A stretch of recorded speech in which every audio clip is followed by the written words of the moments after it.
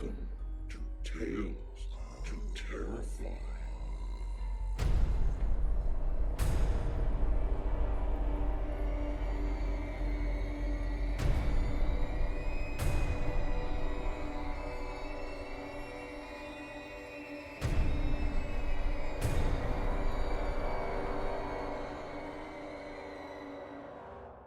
Good evening, children of the night. Come on into the cabin.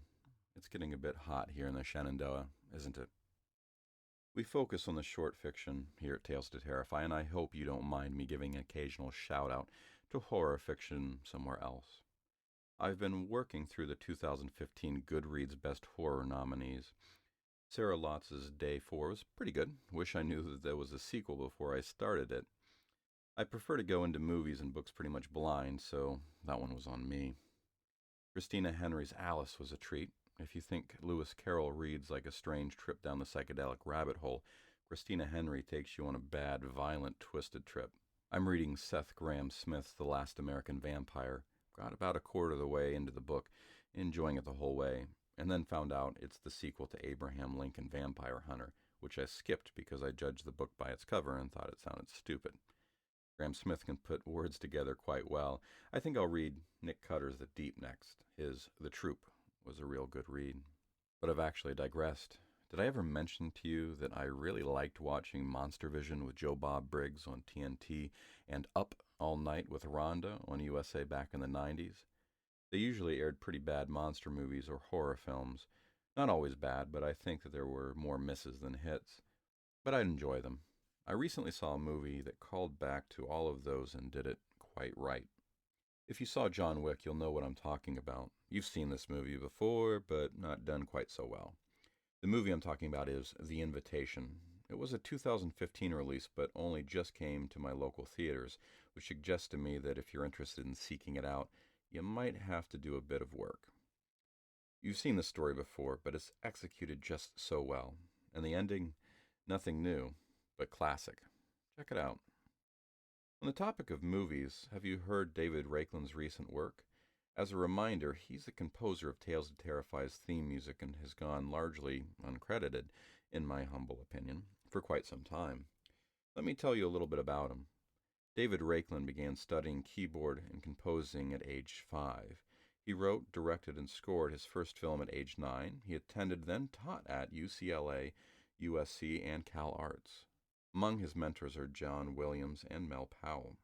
He has worked for Fox, Sony, Disney, PBS, and Sprint. David's composing is recognized by awards, including a 2004 American Music Center grant. Dr. Raiklin has composed music and sound design for theater, dance, television, cell phone, museums, concerts, documentaries, and features, including Boone Style, 30,000 Leagues Under the Sea, and special effects directed by Ben Burt. He's also scoring a groundbreaking video game. David Raiklin's compositions have been performed at the Hollywood Bowl and the First Disney Hall. David is host of a successful radio program, Classical Fan Club, where guests include Joshua Bell and John Williams.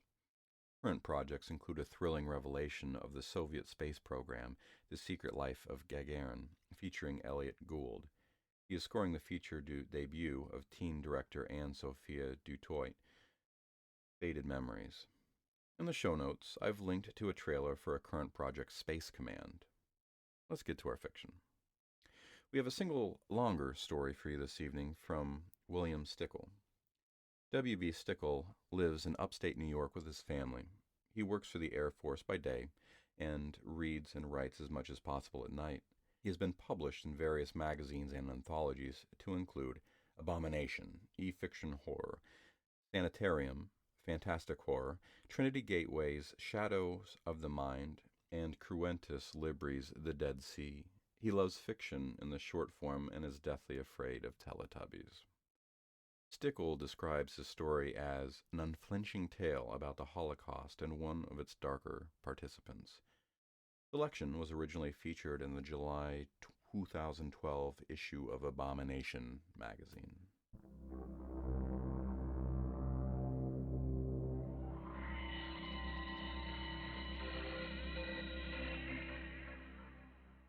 Caazapá, Paraguay, 1968.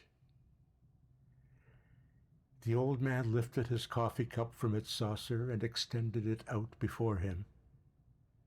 To Nordrhein-Westfalen, he said in a toast of his home province, may you always prosper, with or without me. He let the thought linger for a trice, then took a sip from the cup.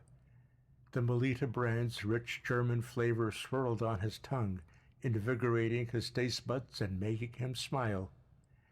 Taking another sip, he stared across the villa's large backyard, looking past the garden, past the white stone walls that surrounded his property, and settled his gaze on the colorful Paraguayan countryside. There, among the cassava and sugar-cane fields, he concentrated his meditations, conjuring images from his past. This morning it was Köln he wished to revisit, the Köln of his youth, well before the Allied bombers had turned it to blackened rubble. Before he knew it, the fields had faded, and specters of his beloved city rose in their place. The Kölner Dome, with its Gothic vaults and massive spires, Hohenzollern Bridge, crossing the mighty Rhine, Severinstorburg City Gate at Koldwigplatz, the ancient Rathaus at Innenstadt.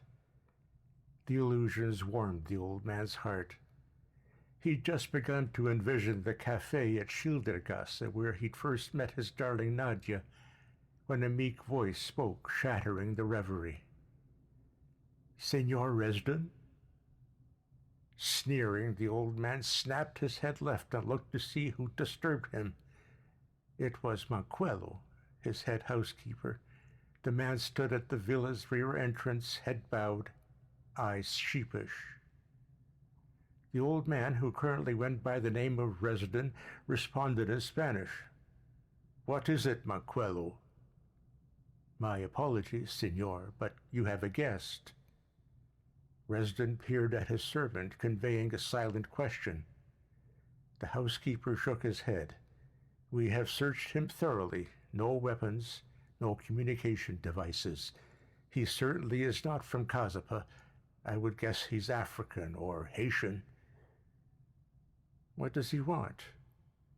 He wishes to speak with the man of the house. He will say no more. Resden rubbed his thick white beard, pondering who this caller might be. Mossad seemed unlikely. Sending in a single man, a Schwarzer at that, was not their style. They were more apt to descend on him en masse, ambush him outside his home as they'd had with Eichmann back in '60. No, whoever this was, they weren't interested in his capture. His money or employment, perhaps, but not his capture.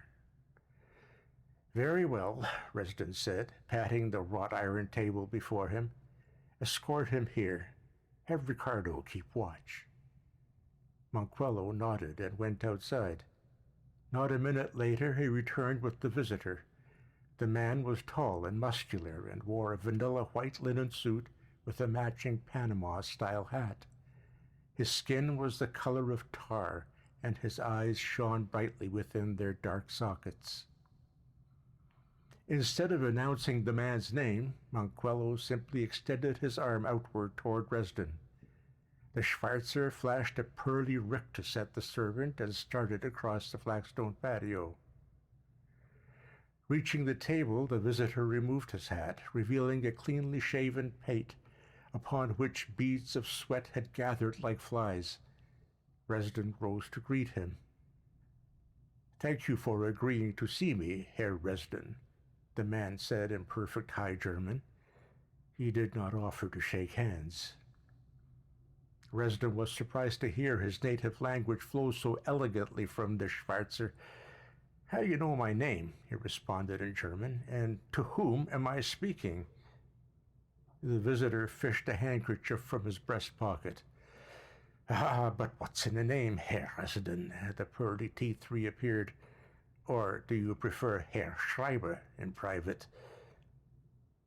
The color drained from Resden's face.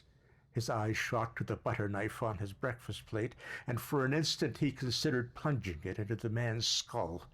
What kept him from doing so was the realization that he would probably fail at the task. The arthritis in his hands would likely prevent him from holding the knife securely enough to drive it home. Plus, it seemed a poker game of some sort had just been initiated.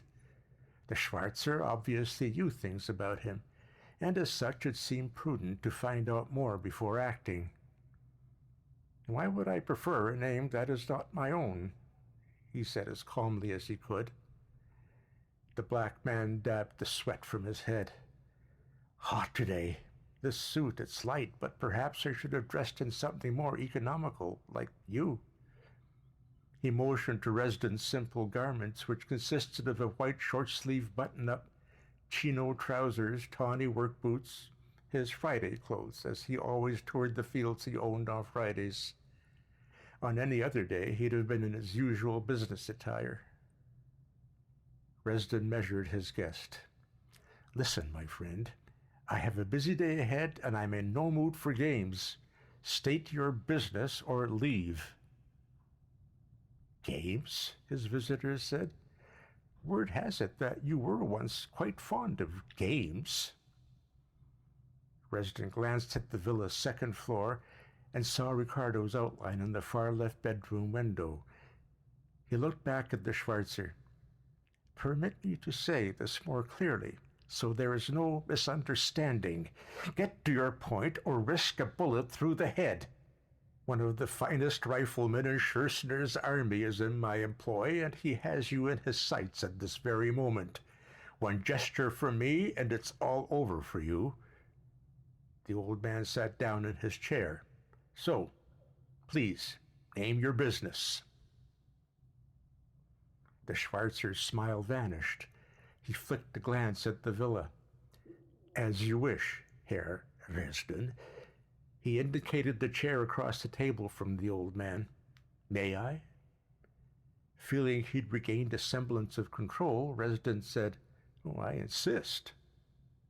"Gratitude." His visitor sat in the chair and placed his hat on his lap. "My name, if you wish to know, is Esaias Melaku, and I'm here to present a proposal to you." "See how easy that was?" Resden replied, a familiar smugness creeping into his tone. "Now, what kind of proposal?" The Schwarzer's eyes seemed to glitter. "I imagine it is the kind that you will like, Herr Resden, for if the correct pieces fall into place, it may allow you to go home safely after all these years spent abroad." Resden felt his composure begin to waver again, but managed to rein it back in. "I'm afraid you're mistaken, Herr Melaku. I am home. By the way, what kind of name is Melaku, anyway? I do not recognize it." "You would say Ethiopian," the man said, "but that is not important. Your longing to return to the country that will no longer have you is, however." "Longing? Is that not what I've been seeing all these mornings as I've watched you here in your backyard, staring into the distance? A longing?" Resden's mouth twitched. "You've been watching me?" "For some time, yes. Tell me, do you not constantly daydream about returning to the fatherland, to see your darling Nadia?" Resden's pulse quickened. Anger spread through him like wildfire. How could this dirty Schwarzer know any of this? "Enough," he seethed, slamming his hand on the table for effect.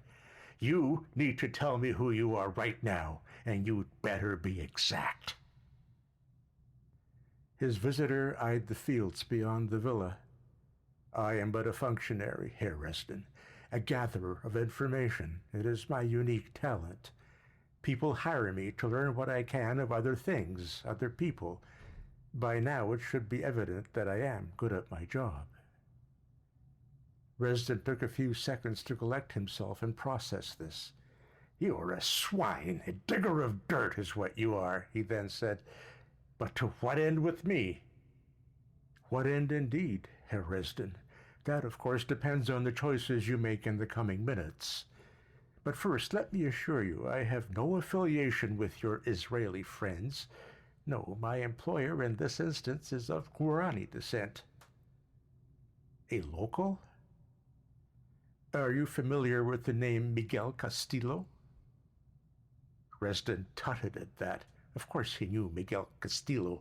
Castillo was the newest player in the Cazapa drug scene, an ambitious upstart who'd come from the Boquerón region up north, where he'd worked for the Bolivian Maki family. Many of Reston's local contacts felt that Castillo's arrival in the area signals Maki's intent to expand south. So far, Castillo had kept to himself, though it was believed that this would change once he got established. Perhaps, the old man reasoned, the Schwarzers' appearance here meant Castillo had gained that establishment. I am aware of who he is, Reston said, wondering why Castillo would have any interest in his dealings, which were strictly agricultural. Good. The Schwarzer set his elbows on the table and steepled his fingers together. Before we get further into that, though, let us first drop the pretenses. Your name is not Karl Reston, nor is it any of your other aliases, Hermann Deitmar, Ivan Klausmann, or Hans Emmerich. It is Johannes Schreiber. Do you deny this? The old man closed his eyes, suppressing the flames burning within him. After a few seconds, he reopened them and focused on the African. It seems useless to do so. Excellent, Esaias Malaku said. Now, let me tell you a little more about you.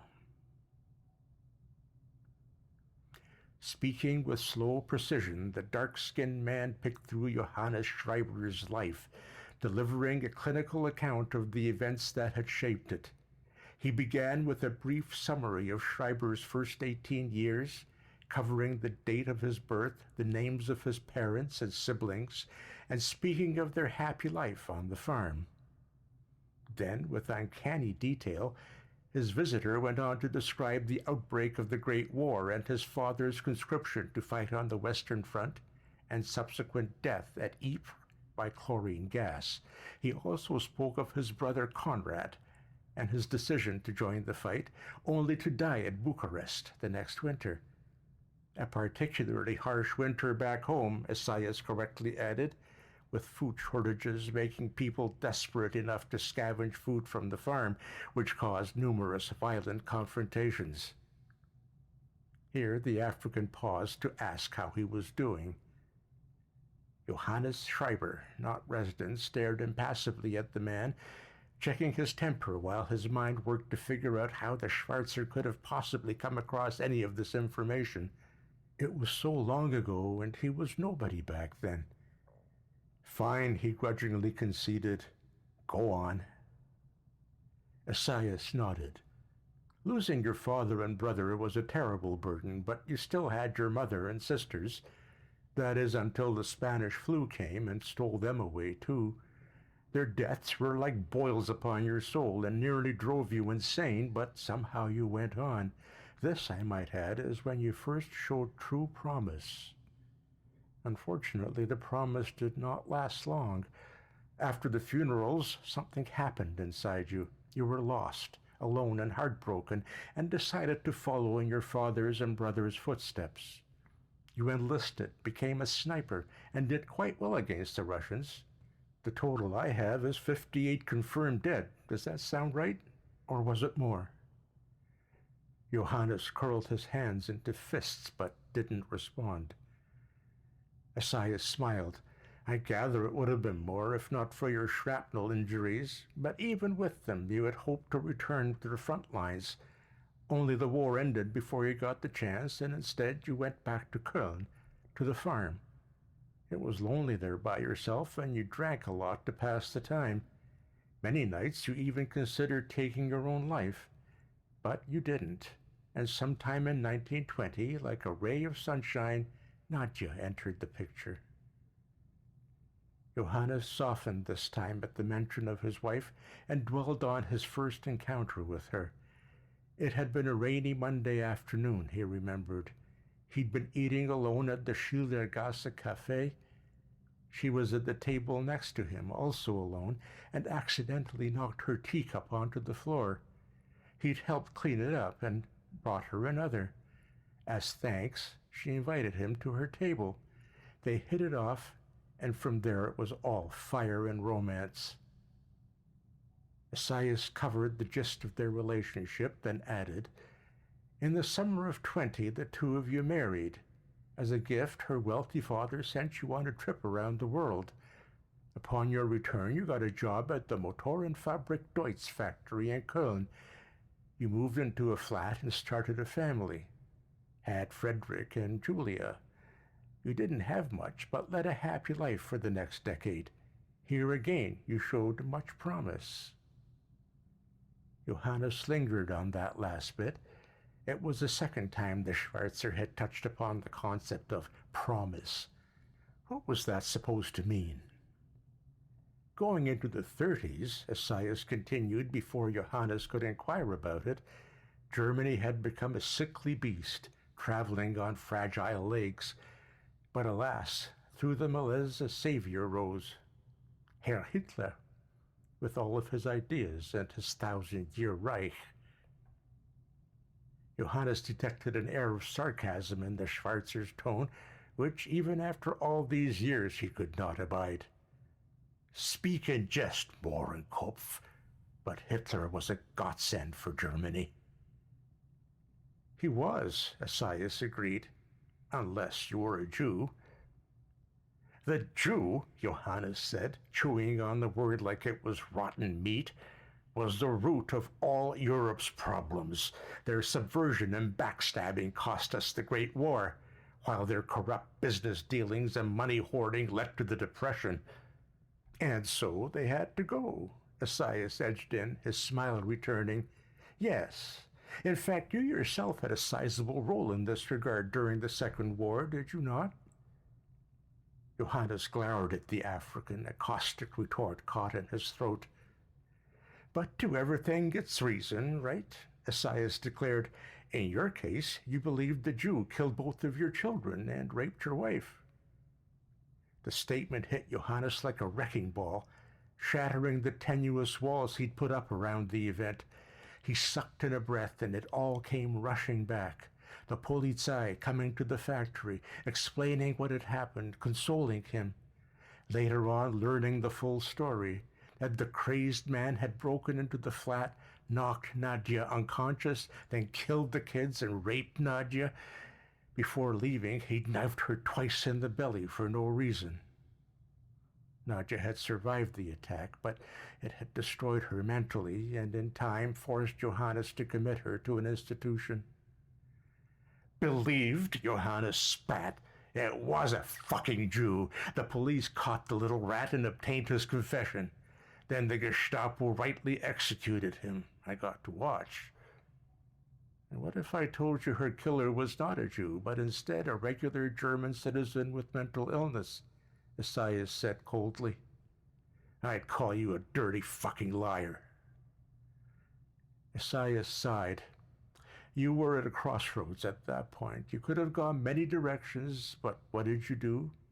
You turned to the SS, who embraced you after learning what had happened to your family.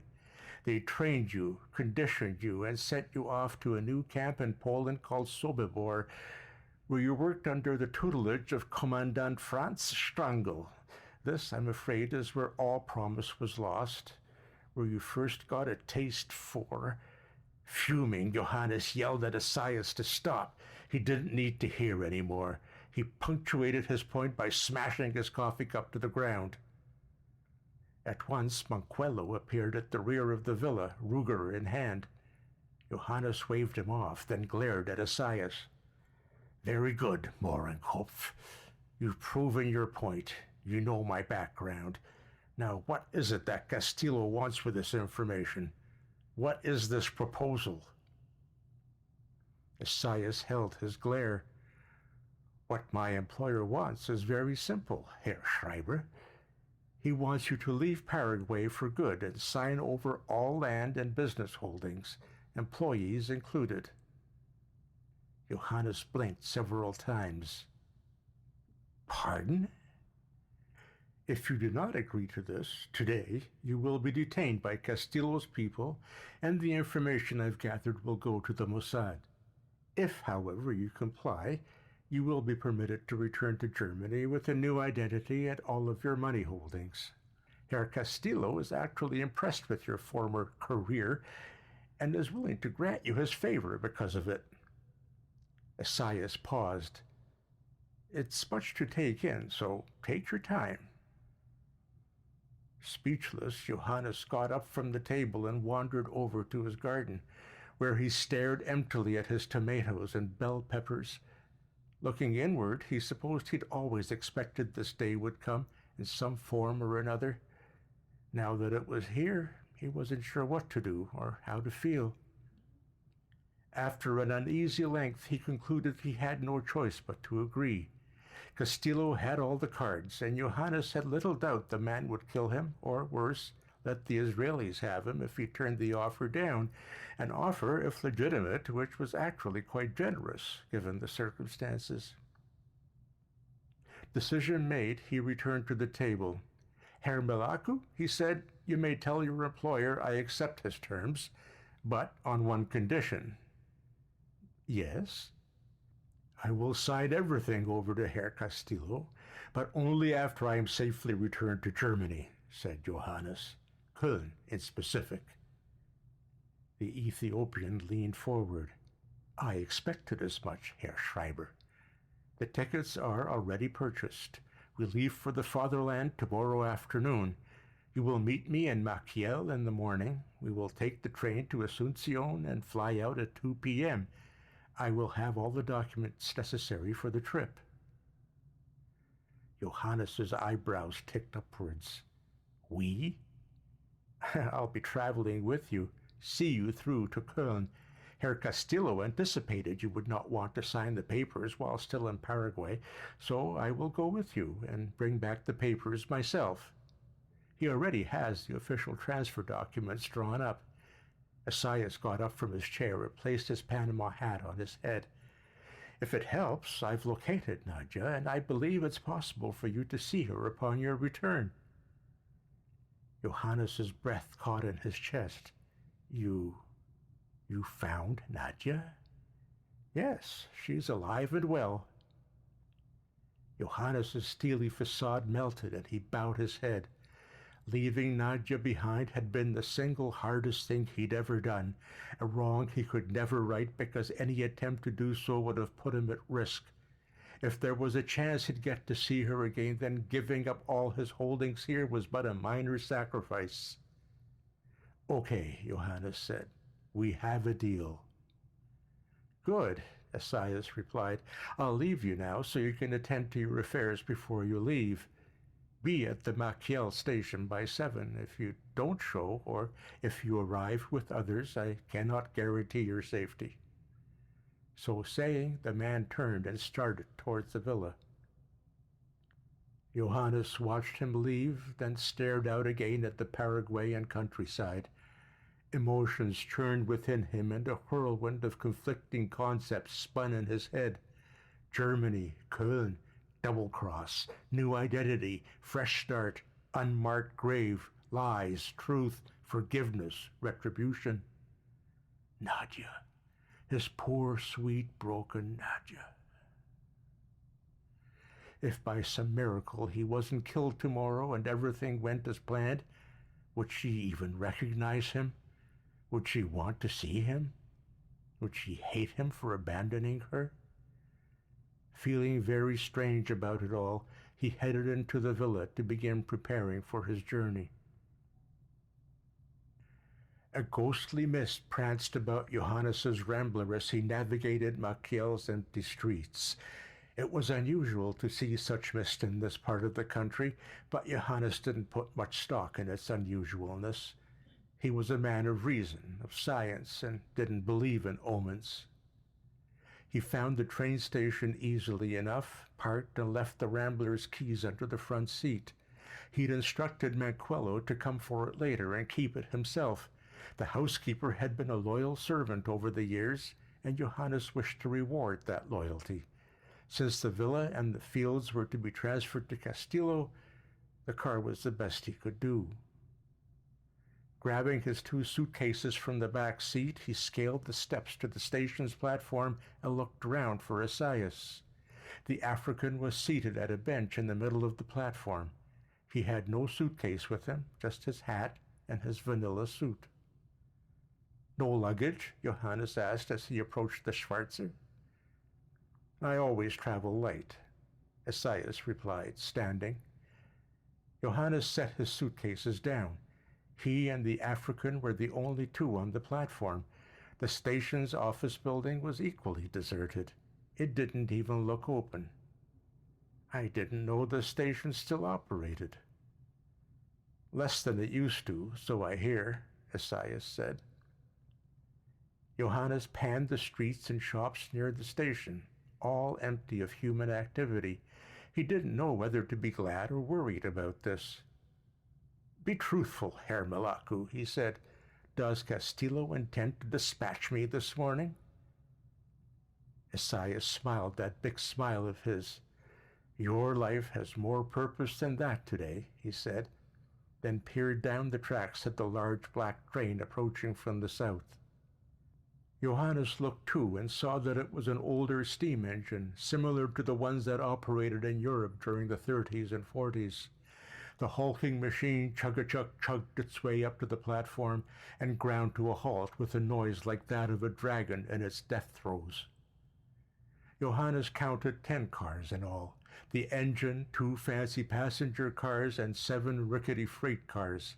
The freights in particular caught his interest, drawing to mind various scenes he'd witnessed long ago during his tenure in the SS. Trains coming and going from the ghettos and the camps, transporting all manner of human cargo. Sometimes the cars were just as effective as the Zyklon B granules they dropped into the showers, as whole trainloads occasionally showed up with the entire cargo expired. The second passenger car's door hissed open in front of him.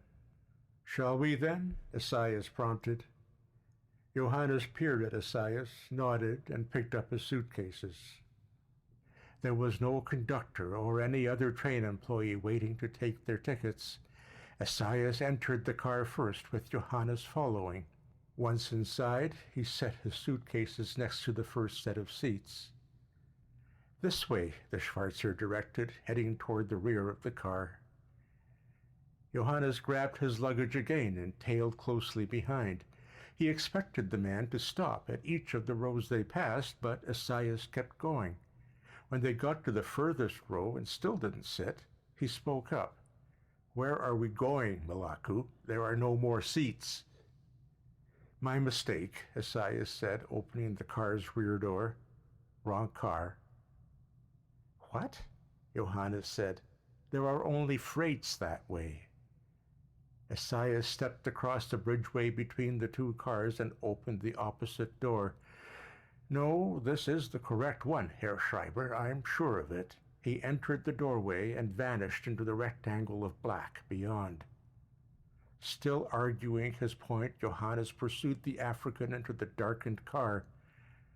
"I'm not mistaken, you damn fool," he said. "This is for cargo." The door slammed shut behind him, a familiar and awful sound resonating across several decades. "You're right about that," he heard Esaias whisper in the dark. "Cargo." The breath left Johannes's lungs, and everything changed. A foul odor began to arise in the dark, the potent medley of excrement, urine, sweat, and fear. "What is this?" Johannes called out to Esaias. "You know what it is, Johannes," the Schwarzer said, though it didn't quite sound like Esaias's voice anymore. "You've tricked me." "Tricked," Esaias echoed. "The words you say." Somewhere in the dark, a baby started crying. Johannes dropped his luggage. "So Castillo does intend to—" "Johannes," the African interrupted, "I've never met Miguel Castillo. Not yet, at least." "What? Then who do you work for? What is the purpose of this?" Johannes retreated to the door he'd just come through and reached for the handle. His hands could not find it. 2 more babies began crying. The car shuddered and the train jolted forward. Johannes patted the wall furiously, searching for the door. He went to lash out at Esaias, but then it dawned on him that he wasn't Johannes Schreiber anymore. Not completely. There was another consciousness in him, a man named Stefan Garlinski, a Polish Jew from the Lodz ghetto. He was on the train with his wife, Sarah, and their 2 children, Sylvia and Ava, plus Sarah's parents. Stefan's own parents were dead, shot during the September campaign when the Germans, Soviets, Slovaks first invaded Poland, essentially setting off the Second World War. You had so much hope, so much promise, Esaias whispered, though it wasn't really Esaias speaking. You've suffered much tragedy, which I do regret, but you had your chances. You had every chance to become more than you did, every chance to become what you should have become. It occurred to Johannes that they weren't speaking German anymore. He believed from the inflections it was Polish. Therewith, other realizations bubbled up in his head. What are you? He asked the thing claiming to be Esaias Malaku. What is your real name? Names, the Esaias thing said. I have no name, Johannes. I am merely a functionary, one of many, and you are my burden. We had such hopes for you, we really did, but you failed us miserably. So we are here. Understanding came to Johannes in stark epiphanal waves then. I didn't fail anything. Life failed me, he protested. I know what you are now, yes, and I know your other names. He thought quickly and drew upon what he knew of the lore. If you are that, it, then shouldn't you favor me? Shouldn't you wish me praise and reward? The Esaias thing chuckled. What you think I am doesn't exist, it whispered. Malice is strictly a human quality. Here. The whisper faded into nothingness, and Johannes knew his accuser was gone. Moans arose around him. He sensed people taking form in the boxcar. The pains of old age left him, and he was young again, 24 years old and a Jew. He and his family were headed to Auschwitz, along with the rest of these poor people. The weight of this revelation weakened his knees. His legs turned to rubber, and he collapsed to the floor, unconscious. Johannes woke sometime later, a passenger in Stefan Garlinski's body, aware of himself and mentally patched into Garlinski's thoughts and feelings, but physically unable to influence the man's actions. I'm a Jew, Johannes thought, appalled. I'm a stinking Jew. You fainted, a woman's voice said beside him. Sarah, his wife of 6 years. Tired, Stefan said, and Johannes felt as if he had said it himself. They were sitting on the boxcar's dirty floor, the entire family. Other Polish Jews from Lodz were either sitting or standing around them. They'd been traveling for 3 days to a mysterious camp called Auschwitz, where hopefully they'd be used as a labor force as they had been in Lodz. You must be strong, Stefan, Sarah urged, taking his hand. We've lived through much already. God willing, we will continue to live. Johannes expected to feel revulsion at the Jewess's touch. Instead, it was joy he felt, her hands reminding him of Nadja's, so soft and strong and loving. Stefan ruminated on his wife's words. That they were still alive was a true miracle. During the German invasion, they'd barely escaped the initial onslaught and were forced to live threadbare existences in locales throughout Masovia, their home province. Fortunately, there'd been a few Gentile sympathizers brave enough to hide them from the SS and turncoat Polish police. When this became too risky for their hosts, however, they'd had to flee into the forests of Viskov, Plonsk, and Zapki, and seek refuge in the makeshift camps built by other hiding Jews. For 3 long years they'd lived in these little forest communities, constantly moving from place to place. Then in early 44 it all came to an end when the turncoats stumbled upon their camp and turned them over to the Nazis. For sport, the SS had executed half of the 1,000-strong refugees, while the other half were put on trains and shipped off to the Lodz ghetto. Life in Lodz had not been what Stefan had expected. While it was true they were once again amongst many Jews, the conditions within the walls had by then deteriorated to the point of dissociation, and most people were only interested in their own welfare. Brotherhood did exist, but only in small and transient pockets. In any case, survival depended primarily on one's ability to work. Stefan and Sarah were lucky enough to possess exploitable skills. Stefan, a blacksmith, and Sarah, a nurse, and thus were able to find sustainable employment. Some of their forest companions were not so exploitable and did not last very long. Throughout their brief tenure in that hellhole, Stefan and Sarah learned a great deal about the horrors being perpetrated by their captors. A perfect example, they'd been told, had occurred several years earlier in Lodz itself. Due to overcrowding, the Nazis had gone to the ghetto's appointed Jewish leader, Chaim Rumkowski, and demanded 20,000 children be handed over for deportation. Rumkowski, being of the mind that they should do anything to survive, asked the parents of Lodz to hand them over. Cut off the limbs to save the body, he beseeched. The population nearly revolted, but Rumkowski managed to induce calm and get the children, along with a number of elderly, for the SS, and off they all went, each to their deaths. Johannes remembered hearing of the incident and recalled how amused he'd been by the reports of screaming parents crazed by the removal of their little Jew progeny. At present, it didn't strike him as all that funny, for he couldn't help but envision having to voluntarily give up Frederick and Julia. Stefan had caught wind of other chilling tales while in Lodz, and rumors abounded as far as what lay ahead. But Stefan shielded his family from these as best he could, and still held out hope that things would get better. With God's help, the advancing Russians would reach the ghetto sooner than later, and the war would end before many more died.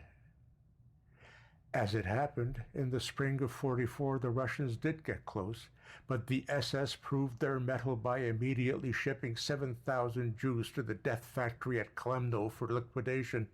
2 weeks later, with Klemno being dismantled due to the enemy advance, the remaining 60,000 Lodz inhabitants were then shipped to other camps, mainly Auschwitz. The train they were on was one of the last to leave the ghetto. Rumkowski and his family had already gone on a previous deportment. Word had it that they were already dead. Stefan didn't know if there was any truth in that, but miracle of miracles, his family was still alive, and that was all he had room to care about. Reminiscing over all of this, Stefan sat up and took Sarah's hand. "I'll be strong," he promised. "We'll be okay. We're going to make it, you'll see." "I wouldn't count on it," Johannes mused. "You're on your way to das Vernichtungslager." Diefenbach was wrong. Work does not make you free. Not in there. It only makes you a corpse. In the dark next to them, Sarah's mother began to whine. It was a low, ebbing sound that soon rose into a full-on wail. "Jakub!" she cried. "Oh, my dear Jakub!" Stefan went to her, then located his stepfather, who was sprawled on the floor. He found the man's neck and felt for a pulse. Nothing. "He's gone, Sarah," Stefan told his wife. "I'm so sorry. Your father's gone. His heart, I think maybe it finally gave up." Sarah wailed too, and by custom tore at her clothes. Thereafter they all embraced. Stefan, the senior male now, gave the death blessing. Blessed are you, Lord our God, King of the universe, the true judge. Since they had no hope of Tahara, the preparing of the body for burial, they then began reciting the Kaddish. When they were finished, they all fell into silent prayer, wishing Yakub safe passage to the afterlife. 2 hours later, the train came to a noisy stop. Stefan pushed his way to the car's sliding door and tried to look through the slats. It was dark beyond. All he could see were dozens of bright spotlights and dozens of dark silhouettes. Amongst the silhouettes there was a great commotion, rife with shouts in German and the vicious barking of guard dogs. "We've arrived," someone in the car said. "Oswiecim." Auschwitz. Das Stammlager, Johannes thought, recalling how anxious he'd been when he first arrived at the administrative camp. Höss himself had requested his services after learning of his achievements at Sobibor, and he hadn't wanted to disappoint the Obersturmbannführer. He was equally anxious now as Stefan waited in the dark, though for a far different reason. They waited 10 minutes, then the door whipped open and several SS enlisted men were standing there, yelling for them to get out. Eager to escape that stinking car, the people poured out and were gathered into a large group. Stefan kept the family together, dread roiling in his heart. As he was herded into the group, he looked back at the car and saw that at least 12 of his fellow passengers had perished during the trip, including his stepfather. In time, their group became part of a larger procession of Jews. The SS guards, along with a group of angry men in striped garb, ushered them along toward a gathering of SS officers who were mostly doctors deciding which way the Jews were to go, to the left or to the right. As the line moved along, Stefan noticed that women, children, the elderly, and the infirm were being sent left, and able-bodied men and some of the sturdier women were being directed to the right. Selection, Johannes knew. Those to the left were to be gassed immediately. Those to the right would work for the German machine until they could work no more. Either way, most were destined for the ovens. Stefan looked ahead and saw a ghastly scene unfold. There was a boy of about 4 in the group before theirs who had a small suitcase and an apple. One of the SS guards saw the apple and approached the child. "Little rodent," the guard said in a genial tone. "Give me that apple." The child's parents urged the boy to comply, but the boy shook his head no and tried to hide the apple in his coat. Infuriated, the guard snatched the boy by his feet and slammed him hard against the train's wheels, shattering the child's head. The child dropped limp and his father went crazy. The guard easily subdued the malnourished man, unholstered his pistol and shot him in the head. The child's mother attacked then and also got a bullet in the head. Satisfied no one else was going to attack, the guard holstered his weapon, picked up the apple, and took a bite. Smirking as he chewed, he resumed his patrol. Sarah clutched her children tight and looked to Stefan. She wanted him to do something, but knew there was nothing he could do. "Stefan," she said. "I know," he replied. "It's okay. It's going to be okay. But I know. I'm thinking." All too quickly they reached the front of the line. An SS doctor glanced Stefan over and jerked his thumb to the right.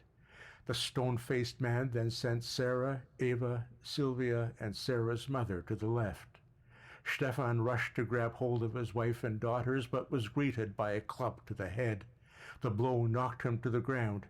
Vaguely he heard his women calling out to be with him, and next he knew, hands were dragging him the other way. Watching this happen, Johannes wondered what he would have done if someone had tried to pry him away from Nadja and Frederick and Julia.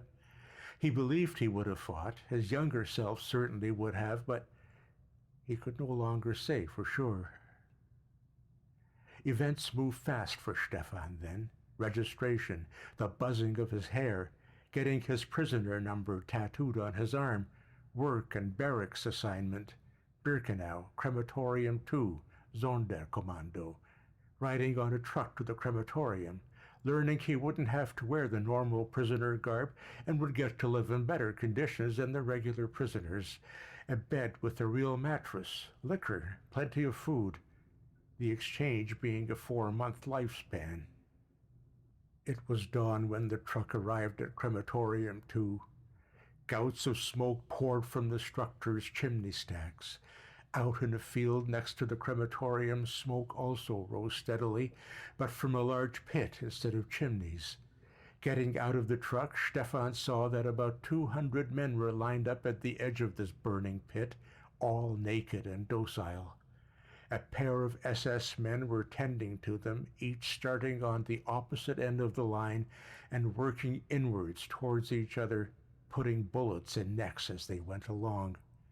As soon as they fired, they pushed or kicked the shot Jew into the pit. Not all of the victims were dead as they fell into the flames below, as evidenced by their screams. Johannes was well acquainted with the pyres. On occasion, he'd had to attend pyre duty. It had been his least favorite assignment, largely because of the stench. As he experienced it through Stefan's eyes and nose, however, it wasn't the miasma of burning flesh that put him off. It was the prospect of seeing his own family destroyed in such a grim fashion. Someone next to Stefan said, "That, my brothers, is the Sonderkommando we are replacing. That will be us in a matter of months. I think I shall attempt to drink myself to death." Someone else said, "You don't know. Maybe if we are excellent workers, they will let us live longer, long enough for the Allies or Russians to arrive." The first man put a hand on the second man's shoulder. "Perhaps, brother. Perhaps."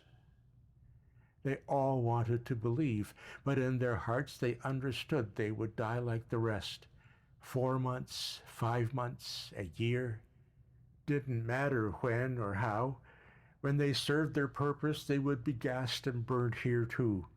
Stefan was convinced of this, but he no longer cared. If the rumors were true and his family had perished after the selections, then what was the use in living any longer? After getting settled into their new living quarters, which were more human than Stefan expected, they were immediately broken up into work details by the head of their commando, a man named Marich Polich. Goods gatherers, gas chamber wards, body extractors, body transporters, crematorium processors, and oven workers. Stefan was assigned as an oven worker. Work in the crematorium was brutal on body and soul. His first 12-hour shift nearly drove him insane. There were 5 3-door ovens in Crematorium 2. The transport detail would bring the corpses in and stack them at the end of each oven line. Stefan and a co-worker would pick the bodies up and load them onto the sliding metal gurney. 3 at a time worked best, he learned. 2 smaller bodies with a larger, ideally fattier one. Human fat burned exceedingly well. They would then pour coke powder over the bodies and load them into the ovens. A half-hour later, they'd repeat the sequence over and over. Around noon on the 3rd day, Stefan made a frightening discovery. The faces on the corpses, usually so waxen and nondescript, began to look familiar. After the first few batches, he realized why. They were receiving gassed members of the Lodz ghetto, members that had come on the train before theirs, people he knew, some that were friends. A sallow, gray fear germinated inside him, but he continued his steady work, for it was all that he could do. 2 days later, the faces of the corpses were those of the Jews on his train. His already unsteady hands became seismic, and he kept eyeing the piles of corpses being carted in. 3 hours into his shift, his worst fears became reality, for it was then that he saw them, his women, Sarah, Ava, Sylvia, and stepmother Greta, their naked, lifeless bodies entwined with other women's corpses. Stefan at once tackled the Sonderkommando member pushing the cart and pulled the bodies of his beloved onto the floor. He screamed at the other workers to look away and wept over the glossy-eyed ladies he loved so much, so very much. "I'm so sorry," he cried. "Sarah, my girls, I love you. I will join you soon, I promise." He planted soft kisses on their waxen foreheads and said a prayer to ease their passage into the next realm. By then, the SS overseers of the crematorium had noticed the hitch in the workflow and came to investigate. Stefan looked up and saw a man named Oberscharführer Popitz and another named Oberscharführer Schreiber standing there, grinning at him. Johannes was taken aback at the sight of his younger self and could scarcely believe the glee in his eyes at Stefan's suffering. What was worse, he actually remembered this incident. It was the first time he'd witnessed a prisoner attack an SS guard. Why Moore had never attempted revolt had long puzzled him. In fact, the overall passivity of the Jew and their willingness to go quietly to their deaths had only served to deepen his hatred of them. But not now. In this surreal moment, he felt numb. "What's the matter?" Popitz asked Stefan in German, which Stefan barely understood. "Why have you stopped working?" He kicked Sarah's dead foot. "Oh, I see. Do you know these dirty whores? This one here looked like a good fuck in her day. Maybe she still is." Beside him, the young Oberscharführer Schreiber tittered softly. Stefan, propelled into a rage by the Nazi's words, vaulted to his oven, snatched the long poker he used to push the corpses into the flames, and came at Popitz like a rabid animal. The poker struck Popitz in the chest, but Stefan was too weak to drive it home. The officer deflected the pointed end so that it jabbed into his shoulder instead, and shouted a furious lament. At his side, Schreiber drew his pistol and aimed it at Stefan's head. Stefan looked his killer in the eye and welcomed the bullet's arrival. Johannes looked himself in the eye and felt a sense of disgust oozing through the numbness. There was a flash from the end of the pistol, a brief instance of pain, and then everything went black. Stefan Garlinski was no more. An unknown time passed. Then a voice spoke in the formless dark. It was the Esaias thing. A different perspective, yes? Johannes took his time before answering. "Yes," he eventually said. "It was." "And your impression?" "I understand now," Johannes said. "Your point, Malaku. It is made." "No, Johannes, it is not," the Esaias thing told him, "and you do not yet understand. That was but one life you took, a glimpse. It has been determined that you are responsible for 62,118 more between Auschwitz and Sobibor." Johannes contemplated the gravity of that. "No," he begged. "This is enough, please." Perhaps a gypsy girl this time, a twin for Mengele's experiments. Johannes could already feel himself taking shape again, his essence being drawn into another human, this one younger than the last, with a bony frame and female parts. The name of the girl was Mirella Shimza, a barely pubescent Roma gypsy from Hungary on her way to Auschwitz. She and her twin sister Lala had been captured, along with their mother and father and hundreds of other Roma, near Budapest. Reviled as much as the Jews, they'd been confined to a small camp for a couple of days before being forced on this train. Johannes realized he knew the girl and her sister. He'd been walking from the crematorium early one evening after his shift on his way to the main camp to speak with administrative officials. Still new to the grounds at that point, he'd accidentally wandered by the Zigeunerlager, where all the gypsies were collected. As he walked past, he noticed the pretty sister standing by the fence. Remembering that the camp doctor was always on the lookout for twins for his experiments, he made a mental note of the girls and mentioned them to Mengele the next time their paths crossed.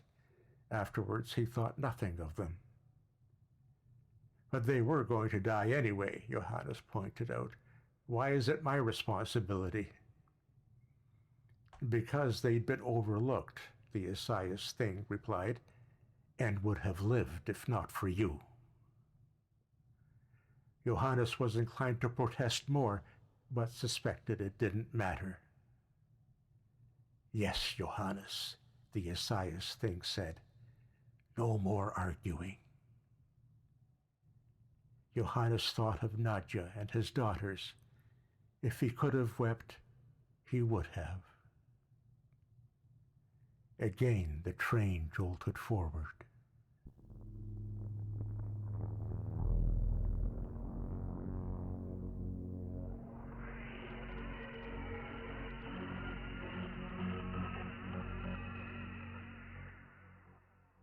That was W.B. Stickel's Selection, as read by Martin Rato.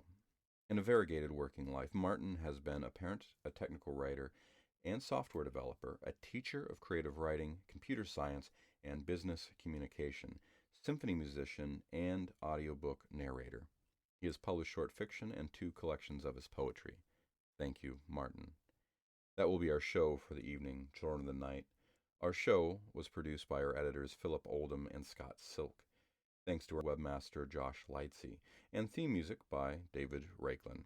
Join us again next week for another episode of Tales to Terrify.